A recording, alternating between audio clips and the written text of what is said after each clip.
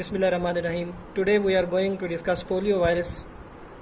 सबसे पहले हमें पता होना चाहिए कि पोलियो वायरस कौन सी डिजीज़ काज करता है। Polio myelitis.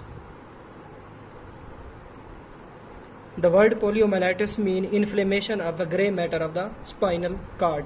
मोस्ट कॉमनली हम इसे कहते होते हैं कि polio.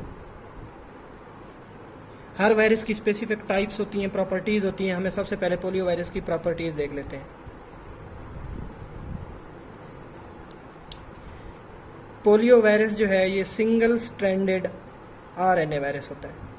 Single stranded RNA virus. हमें पता होता है viruses are either RNA viruses are DNA viruses. तो पोलियो वायरस जो है ये सिंगल स्ट्रैंडेड आरएनए वायरस है। तो जो भी वायरस आरएनए वायरस होगा उसकी आगे फर्दर 2 क्लासिफिकेशंस होती हैं। आइदर वो पॉजिटिव स्ट्रैंड आरएनए हो सकता है या वो नेगेटिव स्ट्रैंड आरएनए हो सकता है। तो पोलियो वायरस के वर्ड पी से हमने याद रखना है positive strand. Polio virus is a positive strand single stranded RNA virus. अब हमें डिफरेंस का पता होना चाहिए कि पॉजिटिव आरएनए और नेगेटिव आरएनए स्ट्रैंड आरएनए में क्या डिफरेंस होता है। जो पॉजिटिव हमें पता है रेप्लिकेशन के दौरान आरएनए वायरस से बनना होता है मैसेंजर आरएनए, और आरएनए से मैसेंजर आरएनए बनाने के लिए हमें एक एंजाइम की ज़रूरत होती है और वो एंजाइम होता है आरएनए पॉलीमरेज। यहाँ लिख लेते हैं आरएनए पॉलीमरेज। तो जो positive single stranded RNA virus होता है उसके लिए कोई एंजाइम की ज़रूरत नहीं होती, यानी उसके लिए मैसेंजर आरएनए बनाने के लिए आरएनए पॉलीमरेज की ज़रूरत नहीं होती। वो बजाते खुद मैसेंजर आरएनए के तौर पे एक्ट करता है। डायरेक्टली राइबोसोम्स के पास जाकर इससे प्रोटीन्स बनती हैं। इसकी जो अपनी प्रोटीन्स होती हैं, कैप्सिड होती हैं, और इसके अलावा जो उसका जीनोम होता है। और जो नेगेटिव स्ट्रैंड है, नेगेटिव स्ट्रैंड आरएनए है, उसको मैसेंजर आरएनए बनाने के लिए आरएनए पॉलीमरेज की ज़रूरत होती है। तो सबसे पहले जो नेगेटिव स्ट्रैंड आरएनए होगा उसे आरएनए पॉलीमरेज जो है वो मैसेंजर आरएनए बनाएगा। मैसेंजर आरएनए के बाद प्रोटीन्स बनती हैं। तो ये बेसिक डिफरेंस है पॉजिटिव स्ट्रैंडेड आरएनए और नेगेटिव स्ट्रैंडेड आरएनए के अंदर। तो सबसे पहली प्रॉपर्टी जो होती है वो positive single stranded RNA virus है। दूसरे नंबर पर हर वायरस की कैप्सिड के ऊपर एक इन्वेलप होती है। अब नॉन इन्वेलप्ड वायरस भी होते हैं, इन्वेलप्ड वायरस भी होते हैं। जो पोलियो वायरस है ये नॉन इन्वेलप्ड वायरस है, यानी इसकी कैप्सिड के ऊपर कोई इन्वेलप नहीं होती। नॉन इन्वेलप्ड वायरस, जिसे हम नेकेड वायरस भी कह सकते हैं।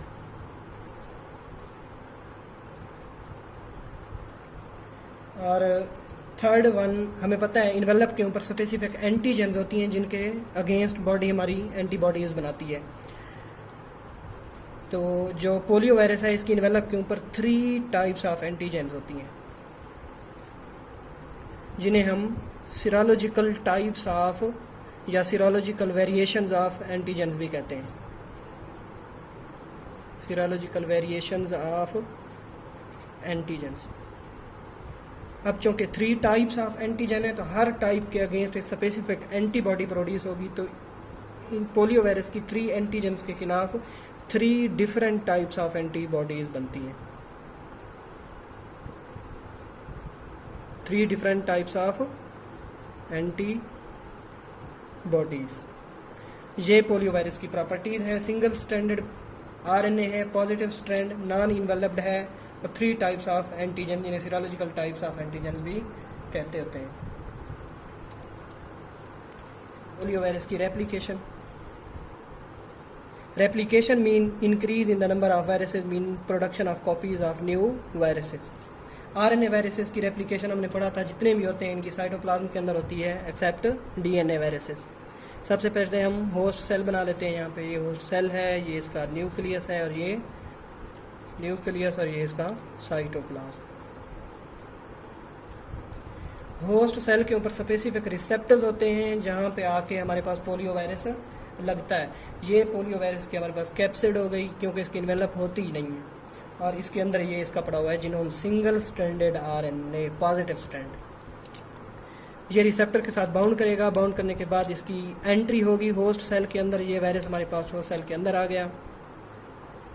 अंदर आने के बाद जो सबसे पहले काम होगा वो क्या होगी, अनकोटिंग होगी। Uncoating mean removal of capsid. Capsid यहाँ पे रिमूव हो जाएगी। हमारे पास सिर्फ रह जाएगा क्या, इसका पॉजिटिव स्ट्रैंड आरएनए। अब हमने पढ़ा था शुरू में प्रॉपर्टीज़ में कि जो पॉजिटिव स्ट्रैंड आरएनए होता है इसको आरएनए पॉलीमरेज की ज़रूरत नहीं होती, ये बजाते खुद मैसेंजर आरएनए के तौर पे काम करेगा। मैसेंजर आरएनए राइबोसोम्स पे जाके प्रोटीन्स बनाएगा। अब पोलियो वायरस बाकी वायरसेस से डिफरेंट है क्योंकि ये एक ही स्ट्रैंड ऑफ प्रोटीन बनाता है जिसे हम कहते हैं लार्ज पॉलीपेप्टाइड। ये एक बन गया। इसे हम नॉन इन्वेलप्ड पॉलीपेप्टाइड भी कहते हैं, नॉन कैप्सिड प्रोटीन। अब बाद में इस प्रोटीन जो पॉलीपेप्टाइड बना है इसकी स्प्लिटिंग होती है। अब ये स्प्लिटिंग कौन करता है? यहाँ पर साइटोप्लाज्म में पड़ा होता है एक एंजाइम प्रोटीएज। इस प्रोटीएज एंजाइम को भी यही पॉजिटिव स्ट्रैंड आरएनए जो है ये एक्टिवेट करता है। जब ये एंजाइम एक्टिवेट होगा तो ये क्या करेगा? इस लार्ज पॉलीपेप्टाइड की स्प्लिटिंग करेगा। स्प्लिटिंग के नतीजे में दो चीज़ें बनती हैं। नंबर 1 कैप्सिड प्रोटीन्स और number 2 non capsid proteins.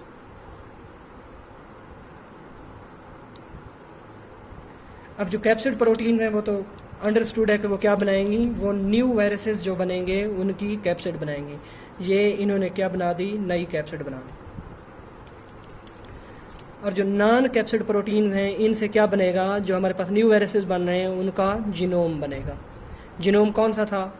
Positive RNA strand है, लेकिन यहाँ पे सबसे पहले नेगेटिव आरएनए स्ट्रैंड बनता होता है, फिर उससे पॉजिटिव आरएनए स्ट्रैंड बनता है। पॉजिटिव आरएनए स्ट्रैंड बन गया तो ये क्या होगी हमारे पास?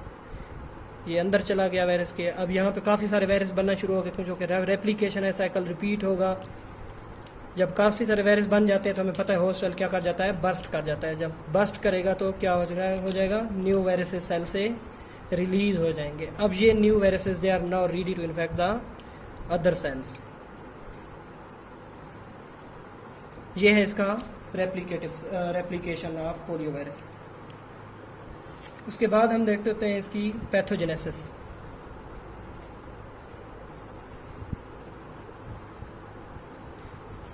पैथोजेनेसिस में हमें पता होना चाहिए कि जो पोलियो वायरस है ये दो जगह पे स्टे करता है हमारी बॉडी के अंदर। एक तो ओरोफेरिंक्स के अंदर हमारे पास पड़े होते हैं लिम्फोइड टिश्यूज़। ये उन लिम्फोइड टिश्यूज़ में रिजाइड करेगा और रेप्लिकेट करेगा। और दूसरा जो है ये हमारी जीआईटी के अंदर रिजाइड करता है। जीआईटी में मेनली आइलियम को चूज़ करता है। आइलियम के अंदर पड़े होते हैं, हमने हिस्टोलॉजी में पढ़ा था, पियर पैचेस। तो ये क्या करेगा? उन पियर पैचेस में रेप्लिकेट करेगा। यहाँ से इन दोनों ऑर्गन्स में रेप्लिकेट होने के बाद क्या करता है वायरस की? जब न्यू कॉपीज बन जाती हैं तो ये ब्लड में एंटर हो जाता है, ब्लड स्ट्रीम।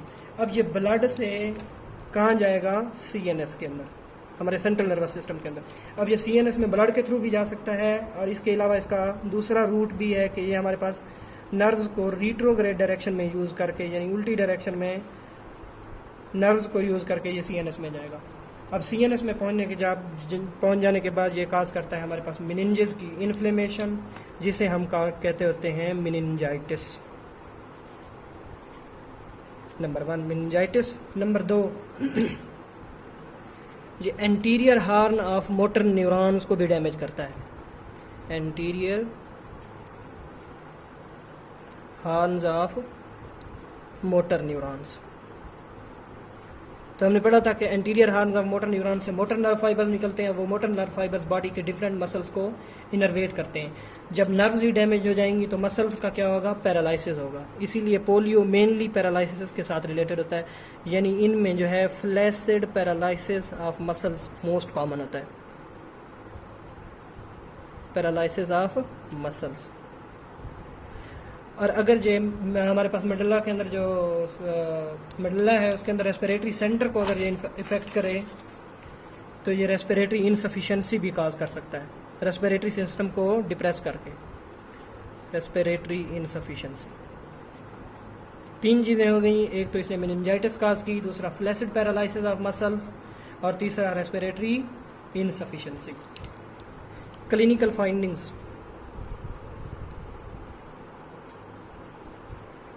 अगर हम क्लिनिकल फाइंडिंग में देखें कि सिम्टम्स कौन कौन सी काज करता है, 3 तरह की पोलियो इन्फेक्शंस होती हैं। एक होती है 4 टाइप्स की। एक होती है हमारे पास सिम्टमेटिक पोलियो, दूसरा होता है एसिम्टमेटिक जिसके अंदर कोई सिम्टम्स नहीं आती, साइलेंट होता है। तीसरा थर्ड वन पे आएगा हमारे पास paralytic polio.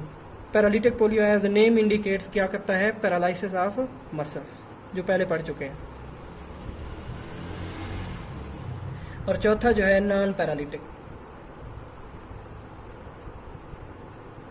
Non paralytic polio CNS में मेनिंजेस की इन्फ्लेमेशन है, यानी वायरल मेनिंजाइटिस काज करता है।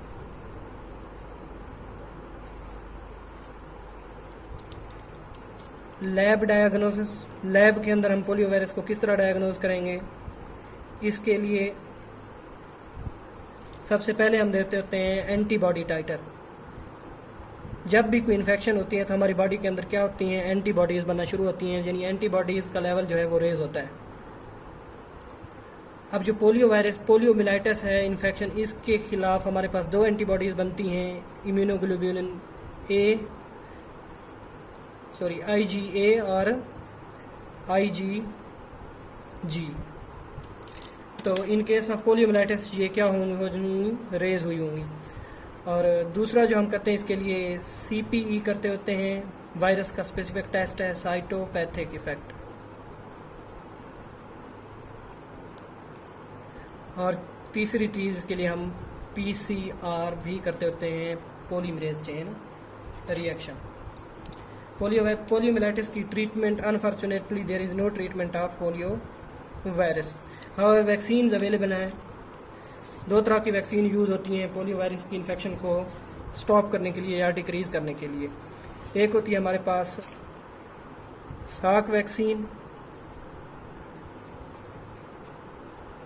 दूसरी होती है हमारे पास सेवन वैक्सीन। हमने वर्ड से याद करना है, साक के लेटर से याद करना है, या क्या होती है, किल्ड वैक्सीन होती है।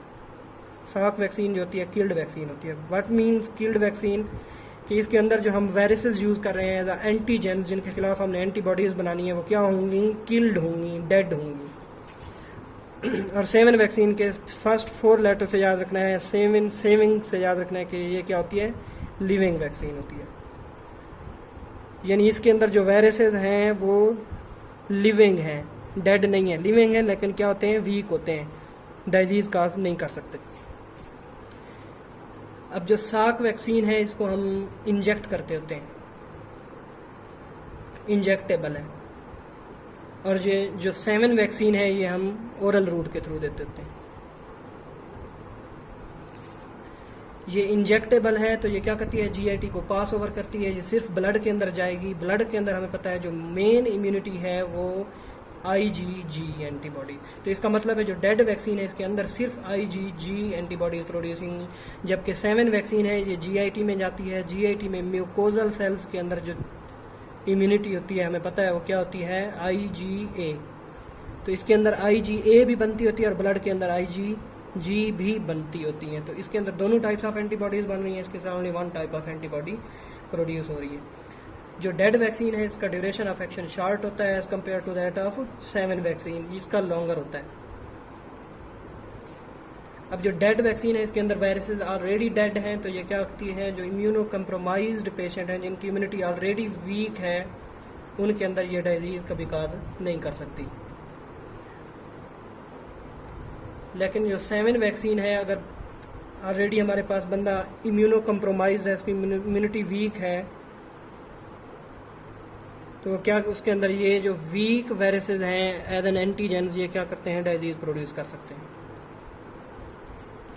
रूट ऑफ स्प्रेड वायरस क्या होता है, जो पोलियो वायरस है हमारे पास ये फीको ओरल रूट के थ्रू स्प्रेड होता है। That's all about polio virus.